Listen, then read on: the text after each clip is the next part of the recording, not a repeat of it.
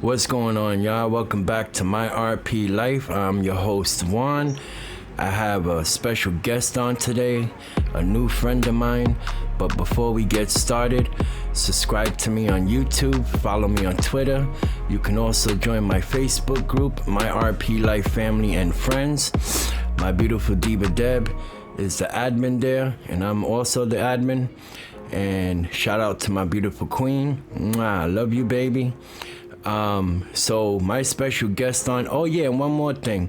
Don't forget, wherever you're listening to me at right now, through all the platforms Acre puts me on, that's where I'll be. So also, please do me that favor and follow me there too. So I have a special guest on today, a new friend of mine. Her name is Jahmani, and she has the floor. So here you go, Jahmani. Hi everyone, thanks Juan for having me here into this ministry. How are you doing? Hi, I'm alright. How you doing today? I'm okay. Thank you for being a part of my podcast. I really appreciate you being here, and we're gonna have a great conversation. And like I tell all of my excuse me, as I tell everyone who's invited here, let everyone know, are you blind or visually impaired? I am vision impaired. At least I can see out of one eye. And what is the name of your eye condition? My condition is called glaucoma. Glaucoma. Oh, okay. And are you visually impaired in both eyes, or you're like either or, like blind in one and visually impaired in the other? I am blind in one eye. I can see out of one eye. The other one is closed. Oh, okay. So, when you was diagnosed with the glaucoma, was it at a very young age, or at like where you're at today? Well, baby. Oh, little baby. Oh, okay. And what was the name again, just in case? Glaucoma. Glaucoma. So it's not any other types of different type, because I think there are different types of glaucoma too, right? Yeah, but there's several types of it. But in my case, I only have one condition. Oh, okay. So you're not a guide dog user, or you just use a cane? I use a cane. Sometimes it sucks because I get made fun of using it. You get made fun of using your cane? Yeah. Wow, really? Like, is that like strangers, or is that like friends of somebody?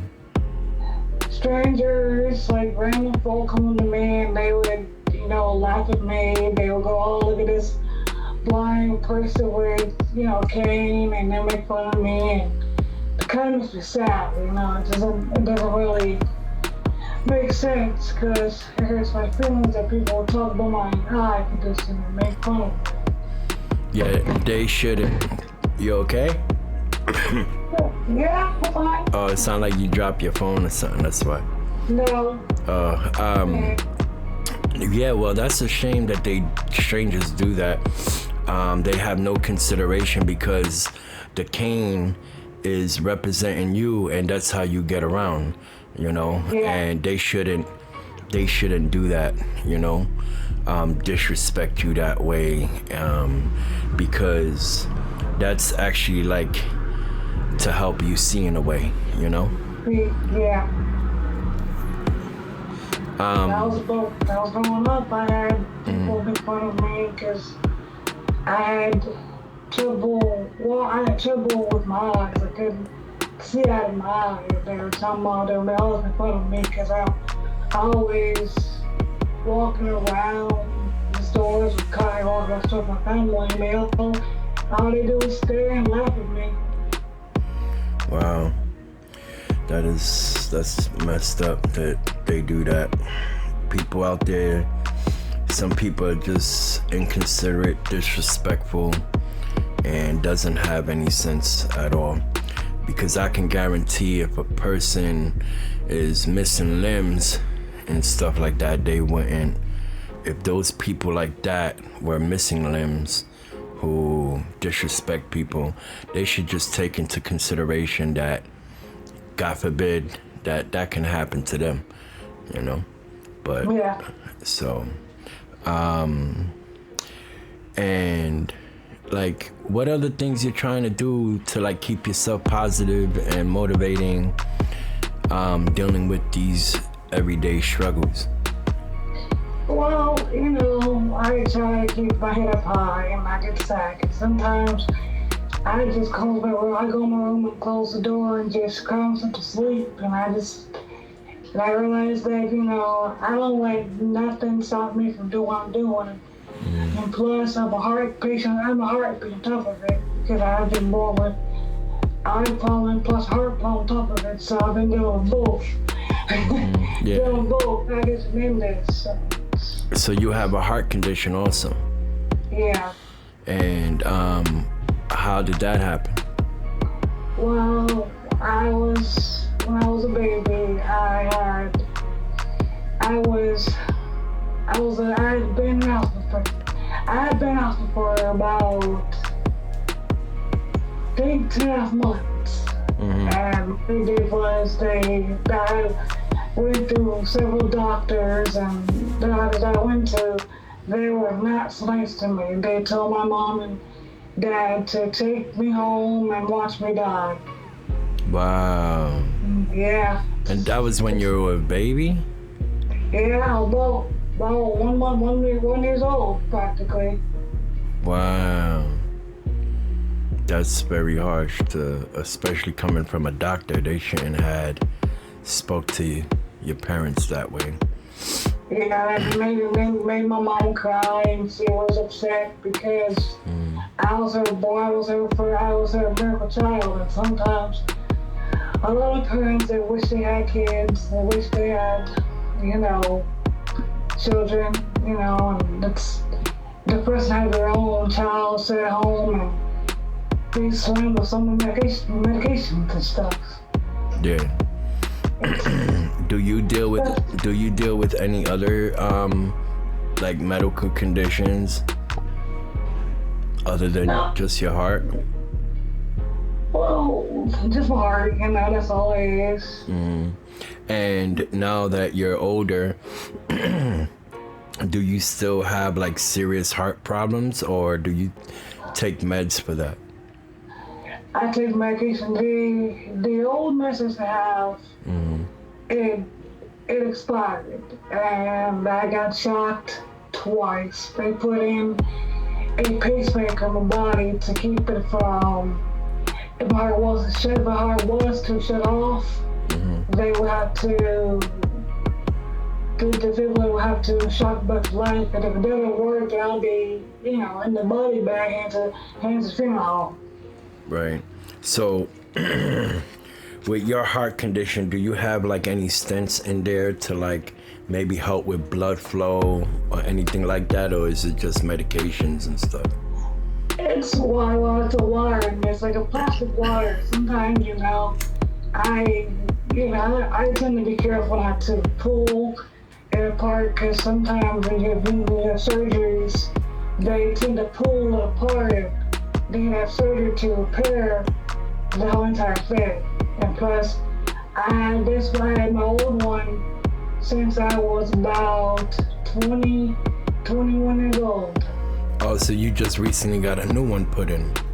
Yeah, when I was 24. I had no one put in when I was 24. Oh, okay. So that's what helps you, just in case if your heart stops, it's supposed to give you like a jump start.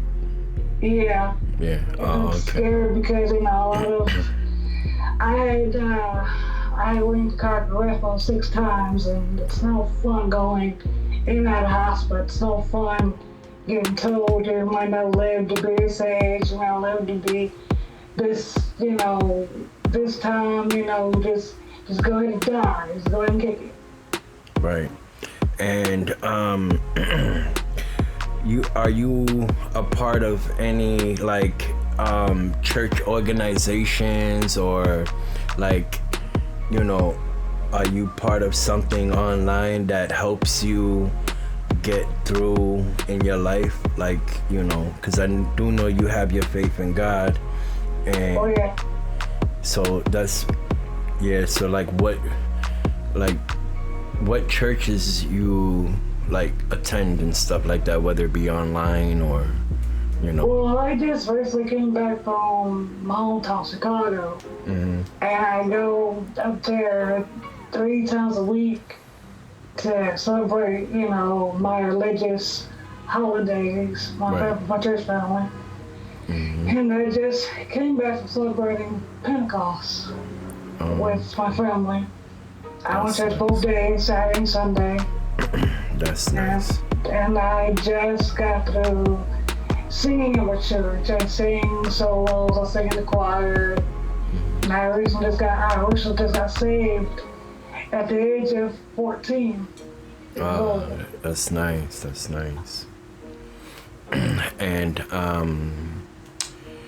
so you're not a guide dog user, you're a cane user. You're keeping yourself going by having your faith in God. You were saved, and that's amazing. I'm just going through the rundown so I can go through more to give you another question. Most likely, ladies and gentlemen, this is gonna be raw and uncut, because sometimes I don't really like to edit and stuff my podcast. I like for you, ladies and gentlemen, to hear it all raw. So you'll be hearing ums and mistakes and all that stuff. So excuse me. Okay, so what else we got, ladies and gentlemen? Well, I'll share, even though some of my listeners already know, but I'll share it with you, Jahmani. I don't know if you know this, or if I don't think I've told you, but I also I caught a heart attack at the age of, what was it, 44? Yeah, I was probably 44, so it's been about a year. I just turned 44. I caught a heart attack, and it cut, like, I guess, the circulation and blood pressure flow. And I woke up the next morning with no vision at all, and the little bit that I had left in my right eye.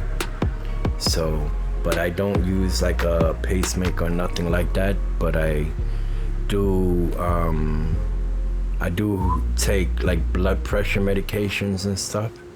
So excuse me, my heart doesn't beat at 100% no more. It beats about 65%, but that's how I lost the rest of my vision from my RP. Wow. It's crazy. Yeah. And you're also part of the same group that I'm a part of on WhatsApp, right? Yes, I am. Yeah. And that's if for those of you who don't know, that's Pastor Truth's group. He's the pastor, and if you ever want, you can go check him out also on the platforms from the last podcast we had spoken on. And he's an amazing pastor. Is there anything else you want to share to let people know more about you? Well, yeah, it's me. I love God, and I grew up in a nice, loving parents, and I call my spiritual parents, because they both pray every day. We pray before we go out, because a lot of people don't understand this world is not. This world is nasty. This world is not the same, and it's not the fact that this world is just coming to its reaching stop. And God is a good. God cares about us, and I love the fact that there is lots of hope. There is, God forgives us for our sins. And I want to tell you all that if you ever feel yourself in that dark spot, who is fond of it? You know, God will take you through it. God will save you, deliver you, and make you set free. It sets you free, because at the end of the day, you're only human. We're only human. We all make mistakes, and we all do get back up. And before you know it, it's not going to be the same anymore. You know, and I pray that each and every one of us today that realize that they can't. You can get through this only by God's help. Right. You know, by God's grace. And I truly thank God for allowing me to sit in this circle of love, because I want God to love me for who I am and live beyond my thoughts. And because I've been struggling with heart condition and eye problems, I just don't know. It just makes me sad that people just see you and they just walk right over you and think you're nothing. Right. You know, it's like, what can we do? You know, and it's not the fact that when I was a little kid, I used to go to therapy because I had trouble walking, I had trouble standing, I had trouble with my speech. And sometimes I speak too fast. And I go into physical therapy 3 days a week to learn to walk, talk, stand up. Because when I was a little kid, I had to be wheelchair bound. Right. I had to be in a wheelchair, and it's no fun to be sitting in my wheelchair. I wish I could do things that everybody can do, but my limits are not there, you know. And I feel like I've been locked in a cage. Right. And I don't wish anything upon myself, because sometimes I sit in a room and I cry. I don't even come out of my room. I don't come out of my room just talk to mom and dad, man. They feel my pain. They know that when they see me sad, they know that if only God can take me through it. And I think it's very important that each and every one of us today who are sitting on this platform, who's listening to me, I'm a living testimony to some people. Some people just don't want to hear me. They just shut me up, and they just say, you know, we're gonna go talking all that mess, and they don't really realize the fact that it's a truth behind it. It's a story behind it. Right. You know, and I just feel like I'm at this point where I just wanted to hit my bottom. I just wanted to cry, sit in my room, and just fall apart. Mm-hmm. But you know, it's really hard to be, you know, with being told you might not live, being told you might die, being told you might not see your next birthday. I'm 26 years old, and I beat the odds of a newborn. Right. Yeah. It's like, I was just about to ask you that too. Yeah. Yeah. And you're not in a wheelchair no more neither, huh? No, I'm not. That's good. I've been on physical therapy every day to learn to walk. And it's been a struggle because my parents, they've been the ones taking the therapy. They've been the ones who've been saying that even though I have a disability, I still get around my house. I know where everything is. My cat in my house, I know. And I go outside, I have to be pushed around. I have to be, you know, shoved or be led around grocery stores. I got to be led around through different things. That sucks being the way it is, you know. Yeah, but even though you feel like, do you feel like you're still disabled even though you can't see, and even though you have a heart condition, do you still like you're disabled? Yeah, pretty much. A friend once told me take the disable out and just put it as able, because you know, even though you're disabled, but you also are able. You know what I'm saying? So it's like, even though every day is gonna be a struggle being with a disability, always throw in that able in there, because it'll push you to where you're gonna say to yourself, yeah, I might be this way and I feel disabled, but at the end of the day, I'm actually more able than disabled. You know, because you've done a lot so far. You know, you're already walking. You're not in that wheelchair 24/7. You know, you even though you have that thing on your heart, but you're still fighting. You've been fighting since you was a little girl. You know? Exactly. And even though you have that loss of your vision, but you still haven't lost the vision. No, I have not. And so you have to keep on going and fighting, and you keep believing in God and keeping your faith and praying every day. You know, yes. Even though I know every day is gonna be a struggle, because believe me, girl, I go through it too. You know. Yeah. So, we all go through it. Yeah, and you just gotta have your faith up, keep those prayers up. You know, keep believing in Him. You know, and doing what we gotta do. Yeah, I just I work, every time I go to the doctor, I sit in the chair, I sit on the bed and let doctor talk about me. And I just recently had a catheter ablation done, and where they put these, needles in your skin and go through groins and put into your body and burn all the scar tissue. And when I was in there, the doctor claims he was in about 6 hours.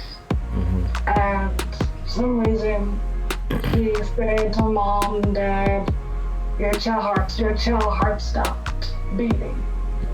And I looked and my mom saw,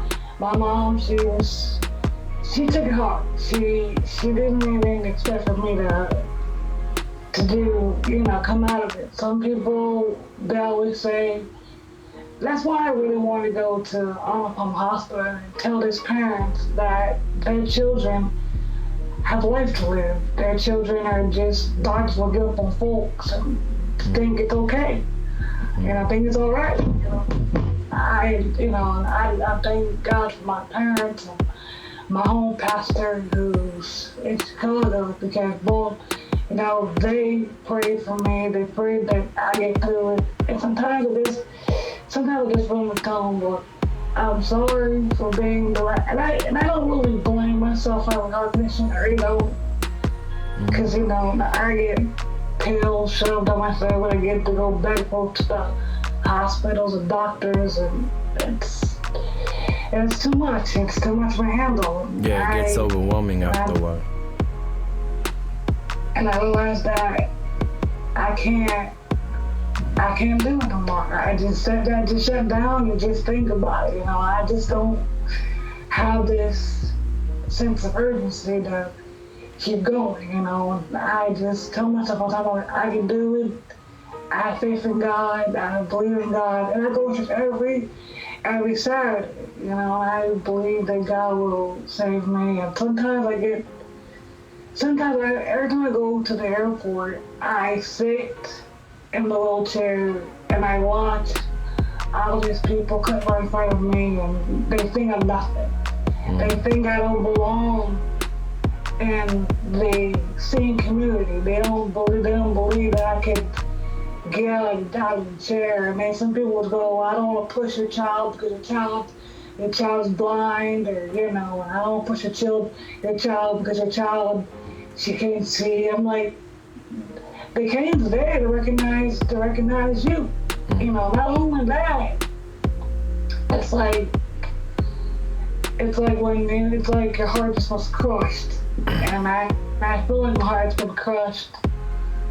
Yeah, well, when you go, right, when you go through those difficult times, when people are being disrespectful, inconsiderate, and not, understanding, just try your best and give it to God and let Him deal with them, because God is gonna see everything that you've been through and the way these people treat you.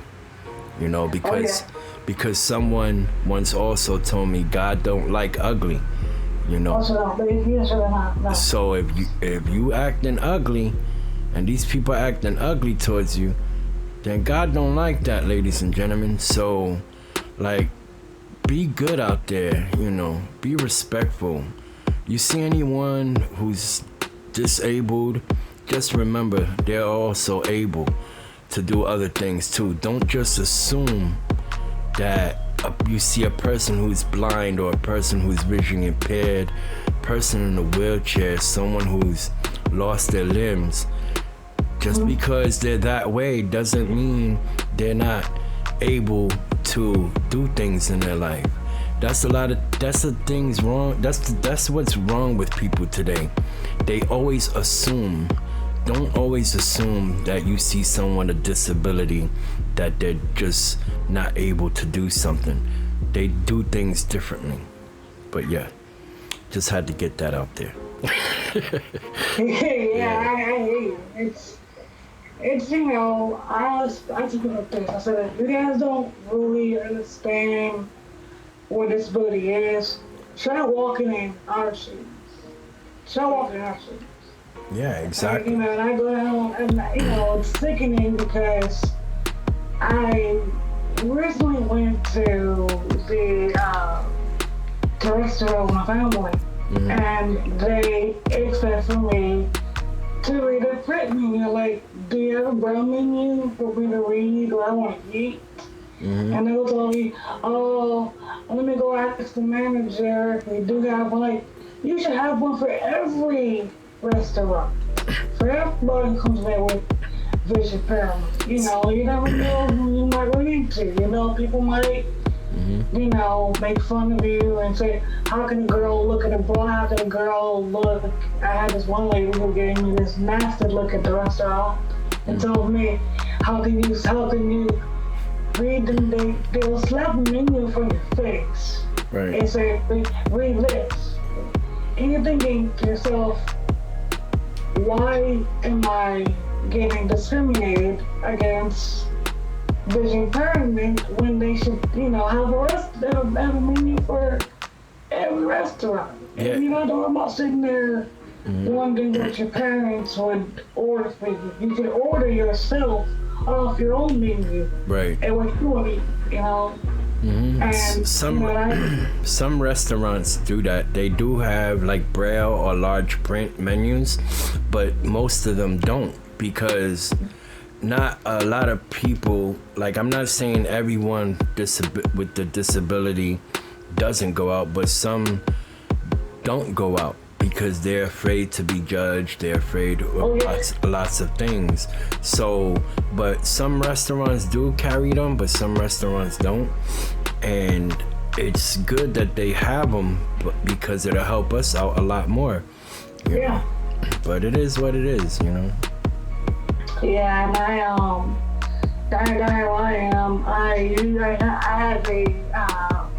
have a company called Access Links.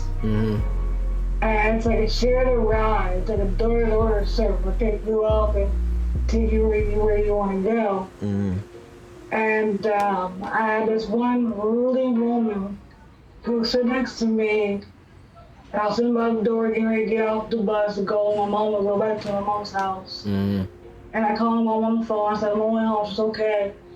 The lady told me, the lady kept cussing me out. I was like, why in the world are you, why in the world are you driving with this vision impaired person when you should drive to work and drive at home? I said, and I felt really just discriminated on buses, because I feel like people don't want me riding their bus because they think that, because you're blind and vision impaired, you gotta be led to the bus, step on the bus, and they make fun of you because you're walking with a cane. They call it a weapon. It's not a weapon. It's a cane to get around. It's what a good old. It's what a red tip. Telling you, hey, watch out. You know, because some people will walk right in their cane, trip over your cane, and they give you dirty looks. Yeah. And I'll tell you, oh, you know, you should watch your cane. Like, well, watch where you're going. You know, you don't know more about getting hit. You know what I mean? Mm-hmm. And you know, and I feel like people these days are just so rude and disrespectful to folks. And I think it's time that us blind and visually impaired people who are in a blind visually impaired community, they need to look beyond the things. And you know, they got a Bible, and bro, Bible, you can read it and you know and find God's word. You know, and I'm glad that I chose to be with, you know, Pastor Truth. Right. And I'm glad I chose to be with the True Vine Ministry because I love their services and I love the way that Pastor Truth preaches because he preaches from the heart, you know. And I think that it's very important that, you know, every person that goes to church, whether you're visually impaired or sighted, you need to understand that God has a blessed store for you. Just don't take them for granted and think it's all right. You know, it's not all right. You know, it's not like the fact that you could get. You know, we serve a God that has all power. And I just recently did a song a long time ago. I did a song called "God Has Not Forgotten." And you know, God has not forgotten us because the fact of the matter is, we can preach the gospel to certain people, but they have to get it themselves. They have to read it for themselves. In order to get God, they have to read it within their hearts. Right. And I believe that every person who is listening to me and you talk, it's not like we're talking to, we're not talking about fake stuff, we're talking about religious stuff on here, you know what I mean? Yeah. And you know, me being blind, how does you being with, you know, with I can't remember what country you had, you know, whatever pigmentosa, whatever it is. Yeah, retinitis pigmentosa. Yeah. Yeah, it's you know, I'll tell you one, don't let no one tell you can't do anything because you can, you know. Yeah. Just like Pastor Truth said, you can look beyond your wildest dream. You know you may not see it, but you can hear it from people. Yeah, like I don't let nobody tell me what to do. Like especially because I live in New York City, so I'm real cocky with it, you know. So it's like I'm already used to the people. You know what I'm saying? So I'm used to them giving me a smart aleck remark or, you know, just whatever smart. You know what I'm saying? So, and then when I come back at them, they'll be stuck because they assuming that I can't see that I'm gonna be that, oh, excuse me, sir. I'm sorry, sir. You know? No, it don't work like that. It matters what the situation is though, but you do get some people that are very rude. So I usually give them what they give me. You know, if they give me rudeness, I'm gonna give them back a little bit of rudeness. Right, exactly. You know, because out in the street is a different story. You know, even though I'm trying my best to like be better and give my faith and, you know, believe in everything with God and everything, but there be days where a person will catch me on the wrong day and come out smart with me, and they will hear in my mouth, you know. So exactly, they hear your mouth. Exactly. I had done it too. When I was in high school, I had this one lady who was, you know, rude, and that's to me in high school. And I was going to leave because I was graduating in 2017. That's when I left high school. the woman is, she's Puerto Rican, and I do not understand why teachers make you do stuff before you leave. Mm-hmm. And I had this one teacher, she was nasty to me. I'll go to her room, and she would literally close the door in my face and tell me to go get a pass. And she'll tell me, you and your para, go get a pass and don't come back. Because I'm tired of you coming to class late. I said, Miss, I can't monitor with these kids. I can't tell. It's like over 3,000 kids in the hallway. I can't tell them get them away and go to class. I can't do that. Mm-hmm. She'll tell me, she'll mark me absent. She'll tell me to go get a pass. She'll tell me, what's more important? School, what's more important? Me or doing school? I like schoolwork comes first. Mm-hmm. And I told my mom, I told the lady in my opinion, I said, I'm so sick and tired of, your treatment like this, and I ready for you to just step back and let God do all the work. Right. Because I feel like she was a very disrespectful person to me. Mm-hmm. And I told her, I said, I don't do disrespectful. I don't handle it quite that well. Mm-hmm. You know what I mean? And so she's like, you and your parent go get a pass. And I literally went down to the dean's office and I literally cried. Right. And I told her, I said, I can't do it anymore. I can't teach them anymore. But I had to explain to the lady, I said, I rather get an education because I'm going to leave out here in 2017. And I don't feel like being here till I'm 22. Right. And she was like, you need to clean, you need to go get, she would make me get a sponge and clean golf carts. Wow. And tell me, this is what you need to do this, do that. I'm like, first of all, I got vision. I go to teach her visit me every 2 weeks. Mm. I go see her. And I tell you, she was not happy with me. And I told her, I said, fine, if you continue being the way you are to me, then I don't want to see you no more. I'm tired of coming here and getting emotional over you. I'm tired of you treating me like this. Yeah, and plus that's not good for you neither because it gets you like hyped up and excited and stressed out, and that's not good for your heart neither. So yeah, and I've been I had gotten dehydrated one time, and I got sent to the hospital, got to be put on IV fluids to get me to bring my blood pressure was out, my heart was out, it was in the 200s. Like, what is wrong with my heart? My mom told me that this lady is stressing you out. Mm-hmm. And me being 26, I don't need all that stress piled up on my plate. Because I ended up in hospital. I ended up in there for a long time, and I don't like it. Because I don't like it when I get poked and prodded with needles and getting woken there 3 hours to check your vitals. Right. I don't like it. Mm-hmm. Yeah, that's a less, even more stress on top of you because now you're in the hospital going through all of that. Yeah,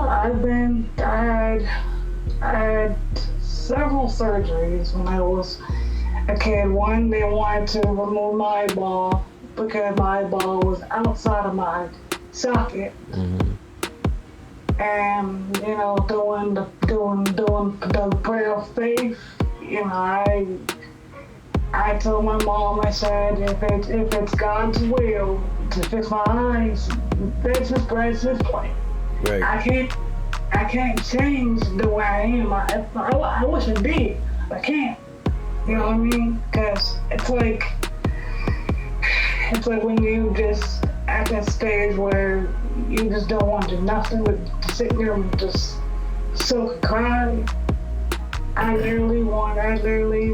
told my mom, I said, I'm tired of being blind. I'm tired of having to take these medications. I'm tired of being stuck, being blind. It's no fun being, having your parents lead you around the stores or lead you around, wherever they go. It's like, what the heck?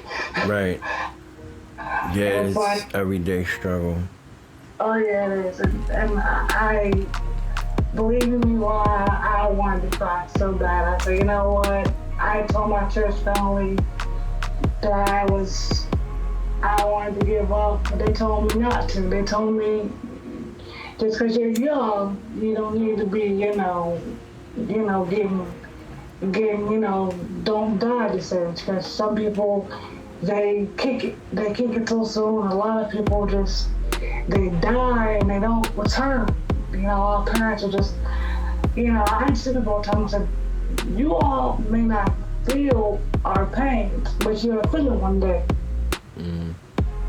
And I believe that God will straighten things to turn it around, because I know it's really sad that when I had to go on the ambulance to the hospital, and back when I was I was 14 years old, and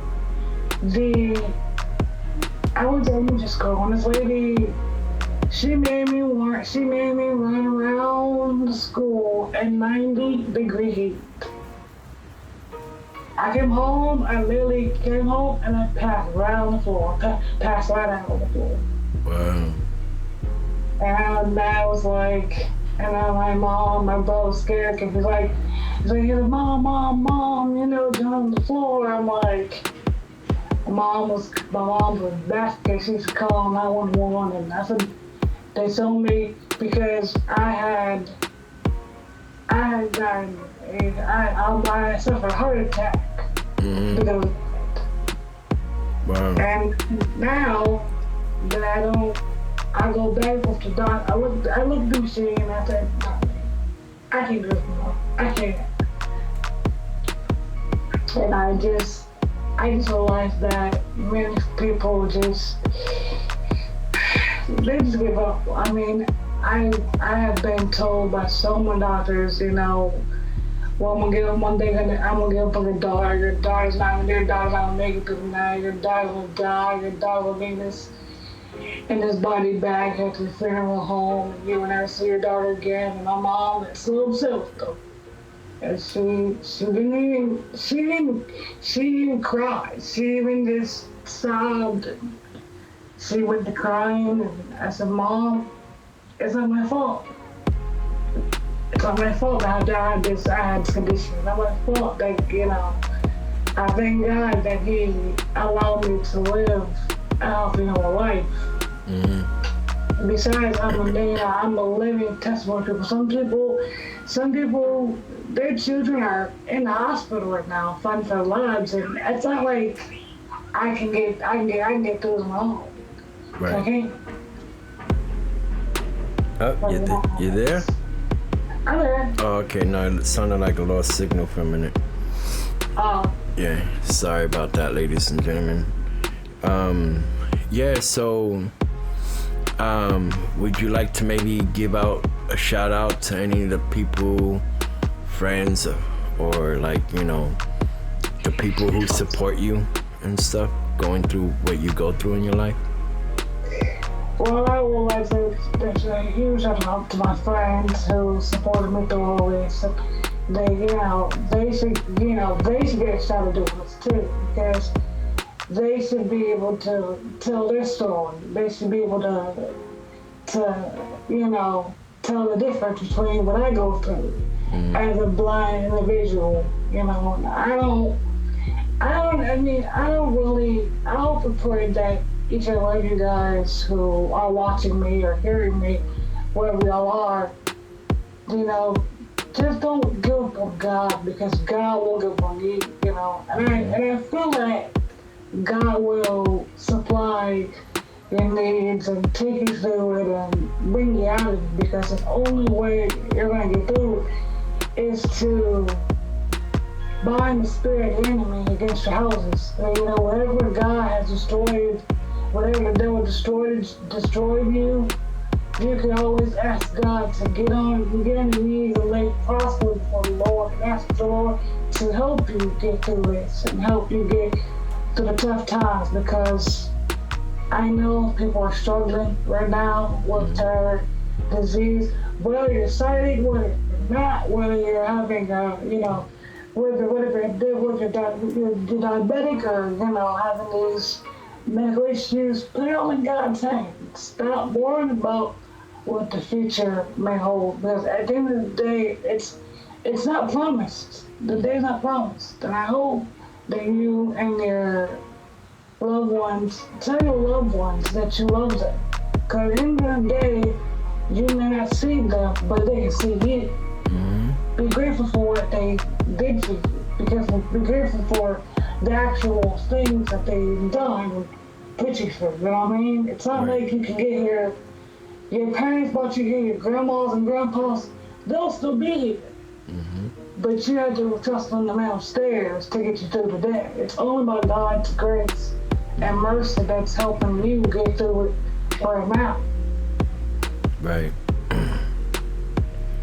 Well, Jahmani, thank you for being here on my podcast, and you can come up here whenever you have time. Just let me know, and we'll talk some more on the podcast. And I'm really honored to have you here and to have not met you in the physical form, but to get to know you through the phone and through WhatsApp and stuff like that, and to hear you on the groups and things like that. So thank you also for sharing your story and letting everyone know, giving them a positive, how do you say, like a vibe also with what you said at the end. So is there anything else you want to say before I end this podcast? Well, I would like to pray for every one of you guys who are going through something, maybe going through something in your body, and if you believe in God, you trust in God's word, and you believe and stay firm in what you believe, even if you're a Christian or not, you can still get God in your heart. You can still get God deep down in your soul. Because every day is God's. Every day you give God the praise. Every day you give God the honor and the glory for who you are. Because for who He is to you. And if He's been good to you and your family, that's where you put your heart. Put your trust in God and believe God will surrender to Him. Even if you're a teenager or an adult, you can still do it. If your kids are sick, lay hands on your babies and tell God to protect them, and tell the devil you can have your children.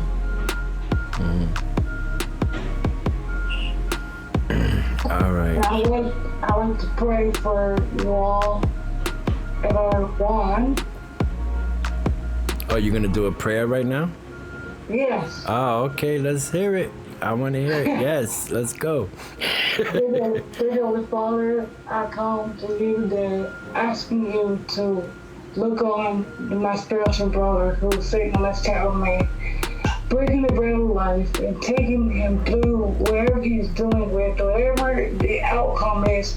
I pray that you look on each and every one of this Comcast. I pray that God, that you will anoint each and every one of us from top of our heads to the bottom of our feet. And I ask you for just to look on our hearts, look on our families, look on our loved ones, look on everyone that's sitting here today. And let you bind the enemy, bind the spirit that's our lives, and take everything that's not like you, fix us up, clean us up, wash us up, make us new. Make us brand new. God, we ask you to turn this nation around. This nation's ugly. This nation doesn't need to be falling apart and killing each other. But the enemy's allowing it to happen. But God, we ask you for a stop to. We ask that you give us the wisdom, knowledge, and understanding. Lead us and guide us with the path and the way that we should go. to keep our family safe, to keep everyone in our neighborhood safe, even if we're all split apart doing this COVID-19, whatever this disease is, get rid of it, destroy it, make us all happy again. We have to the children's nation follow us everywhere we go. Even if we're blind and vision impaired or sighted, fix our eyes so we can see. Fix our minds so we can walk, talk, dance, and praise your name. We ask these things in Jesus' name we pray. Amen. Amen. Thank you. I really appreciate that prayer. Well, ladies and gentlemen, I'm going to sign off right now. But before I do, thank you again, Jahmani, for being here. You're welcome anytime you would like to be here on my podcast. Ladies and gentlemen, don't forget to please follow me on Twitter. Don't forget to subscribe to me on YouTube at MyRP Life. And, listen to me on all the platforms Anchor puts me on. And one more thing before I go. Not subscribe, but subscribe too, but join my Facebook group if you would like. On Facebook, it's called My RP Life, Family and Friends. And like I always say at the end of my podcast, my beautiful Diva Deb is the main admin. She's the queen. I love you, baby. And I'm also the admin there. I'm the creator of My RP Life, Family and Friends. So you guys take care. Have a blessed day. Wherever you are in the world, wherever you're listening to my voice right now. God bless.